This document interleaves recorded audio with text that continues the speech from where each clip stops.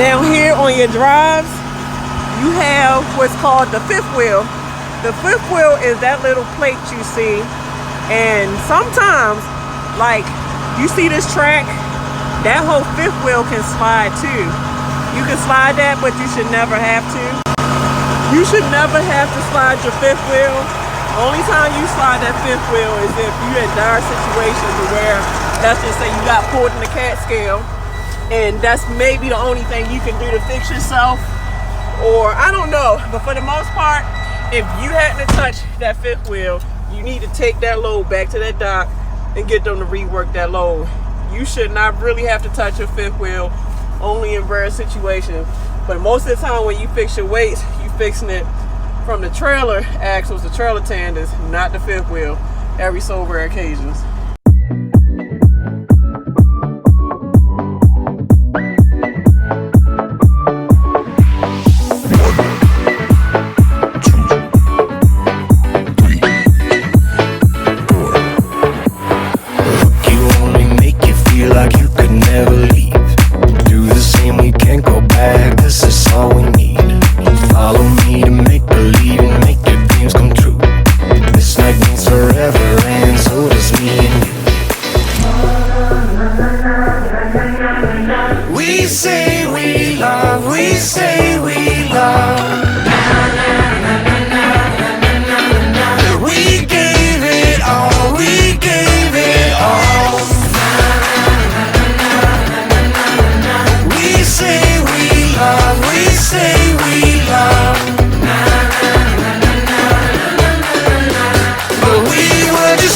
Until something better came along.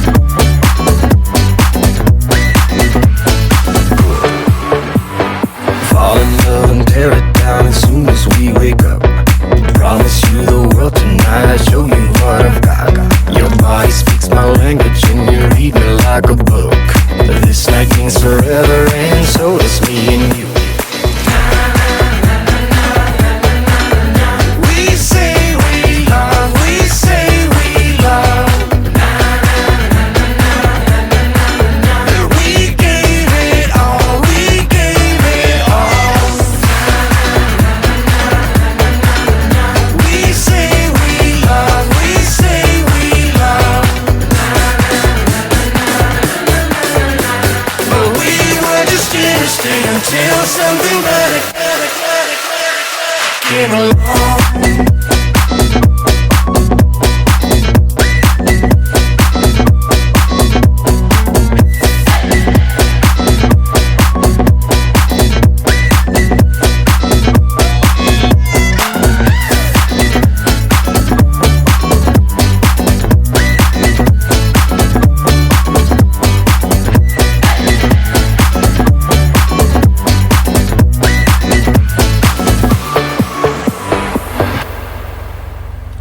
Alright y'all, I like this thing because it's coming in handy as far as keeping your hands clean.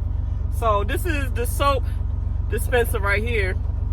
So you pretty much just pump, you got soap, then you wash your hands for the recommended couple of seconds so that you can stay clean.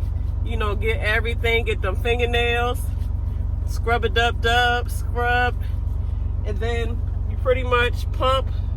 Let me see if I can get y'all to see. You pretty much,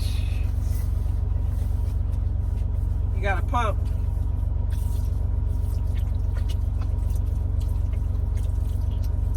I like it. Cause like I said, it's almost like having a real sink on your truck. And like I said, you pump, and you got water, but you got to keep water in the reservoir to work. I usually run the hose into my pot because obviously if you wash your hand or you washing anything, it's dirty water that's going to drain. usually this hose would have went into where you put your water at, but obviously I want clean water to wash what it is I'm washing. So whenever I'm washing anything, I run that hose to my pot, so that way the dirty water go where it belongs with the rest of the other dirty stuff. So yeah, there we go.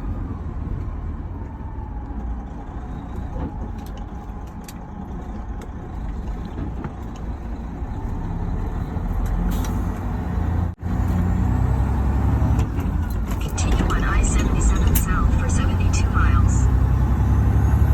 It is. Yes. So you want to know how to downshift, Chris? No. Well, I'm glad to have you along, Chrissy Pool. Well, safety is always number one, guys. When you're driving, you always want to keep your eyes on the road. You always want to pay attention to all your mirrors. Can you show them the mirrors, Chris? Not yet. Yeah, the mirrors. And show them the driver's side mirror. Yeah. Oh, that's so Look sweet. at that mirror. Yes, sir. When it comes to downshifting, I don't know if I'll fully be able to show it because we're on the highway. Can you show them the highway that we're on? Yes, sir. Usually when you're on the highway, this is a 13 speed. This thing goes up to what it looks like 8 gears. But like I was saying in previous videos, the top gears got 2 additional gears in them. That's what equals the 13.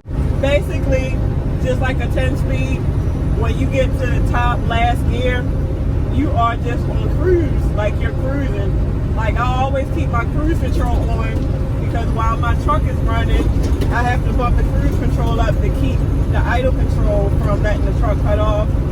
But once you at, like you on flat ground, show flat ground, Chris. Ow. Show it flat. Yeah. Like when you on terrain like this where it's flat, you can actually set your cruise control when you get to the max top speed.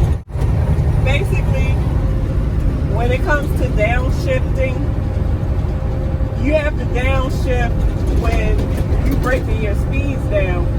So currently, I am going 65 miles per hour, 70 mile per hour zone. And let's just say a car got in front of me and I had to brake. Let's just say I had to brake and break it down to 55. All right, point the camera at my feet. Boing.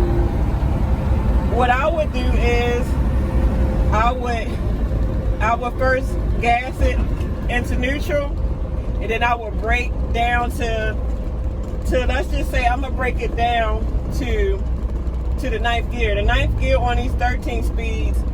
The 9th gear on these 13 speeds would be like between 35 and 40. So I would then gas it, put it back. But that's floating though. So, all right, Chris.